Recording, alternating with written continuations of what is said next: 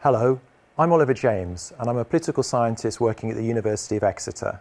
And today I'm going to talk to you about my research which looks at citizens' interaction with government and specifically how citizens search for information about how well their government is doing its job in terms of tackling policy problems. And this draws on some research that we've been doing at Exeter about the way that citizens can use information about government performance in order to hold it to account and in order to use the information to choose public services and eventually to form judgments about how well government is doing its job in terms of tackling issues like environmental challenges, in terms of dealing with crime, in terms of responding to problems like the COVID-19 pandemic. So when citizens are looking for ways of finding out how well their government is performing, there's an increasingly large amount of especially quantitative information available to them in order to judge government performance. And two examples are given here. One is the OECD so-called PISA league table, which ranks every country in terms of its educational performance. It's the Performance International Student Assessment ranking, and that enables people to judge how well their country is performing in terms of educational outcomes compared to other countries. And another one that I give an example here is local governments' recycling performance, and there's a league table there showing how the local governments in England perform on that metric. And you can see that the best performing local authority recycles 64% of its waste, which sounds very good, but if you could imagine an alternative league table that includes local governments from other countries that often have a higher percentage of recycled waste, then those top authorities would no longer be top. So the construction of those league tables and their interpretation is vitally important for the information that citizens can get out of them. So because of this, myself and some colleagues have developed what we call a performance perspective on this information, and we look at cognitive and political factors affecting the construction of information and its use and reception by citizens. And things that we've been particularly interested in are cognitive factors that affect its reception. So for example, the way you frame the information can matter. If you tell people 90% of people in a local area are satisfied with their government, that's going to lead people to have a more positive evaluation of that local government than if you tell them 10% are dissatisfied with their local government, even though logically it's the same information. So that framing, because of cognitive effects, influences the way that citizens perceive the information. Secondly, we look at political factors that affect the information's reception and use. And one thing we've been particularly interested in what is termed political motivated reasoning.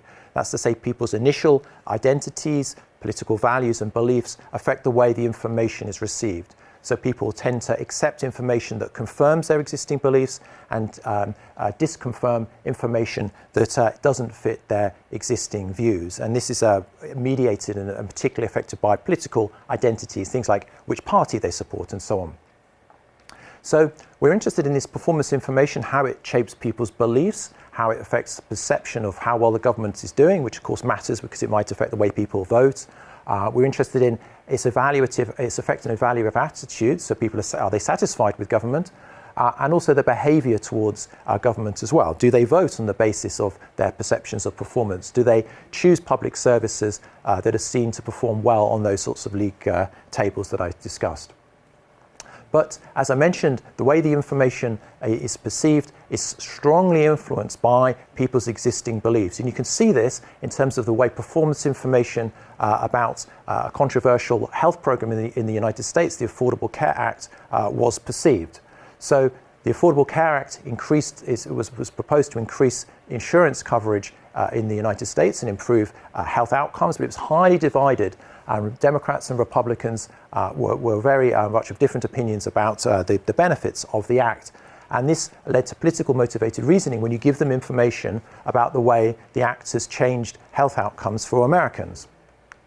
So in an experiment, we asked people to look at this performance information about how well the act has in its early stages was influencing health outcomes, and this presents actually a mixed picture. On some indicators there's an improvement of performance, on the darker indicators there's a worsening of performance. So there's a mixed set of information, and when we gave that to people, they chose information which was consistent with what they thought about the Act anyway. So if you give the information to Democrats, this is a heat map which shows the information that they clicked on as most important. So the Democrats there, you can see the red area and the green area. Those are the areas that they clicked on the most. And that corresponds to information that suggests that the outcomes are improving as a result of the act, because Democrats were sympathetic to the act. If you give it to Republicans, the same information, the Republicans clicked much more on the information that was suggesting the outcomes of the act were worsening health outcomes for American citizens. So the same information, you give it to Democrats, to Republicans, they come up with different views of the relevance of that information. And that is an example of this political motivated reasoning. But one thing that we also found from this was that if you get people to think outside of their partisan identity and get them to think of themselves as users of health services, that de-emphasized the political motivated reasoning that they engaged in, and they tended to give both sets of information, the more sort of positive information and the more negative information, more equal weighting, and the differences between them diminished. So one of the things that our research suggests is if you can try to depoliticize or reduce at least the degree of conflict about a policy area, then that can help people at least try and establish what the facts of the matter are, and then you can move on to have a more informed political debate. And if you can build trust in information, we think there are a large number of very positive outcomes for that. So we were talking about healthcare, for example, just a moment ago, and we ran another experiment to look at the use of the mobile phone contact tracing app in the UK to enable people to receive notification if they've been in terms of a close contact to COVID. Now, in the UK, the National Health Service is a very trusted brand. So when people were asked to cooperate with the National Health Service brand, we found that this was leading them to more adoption of the app.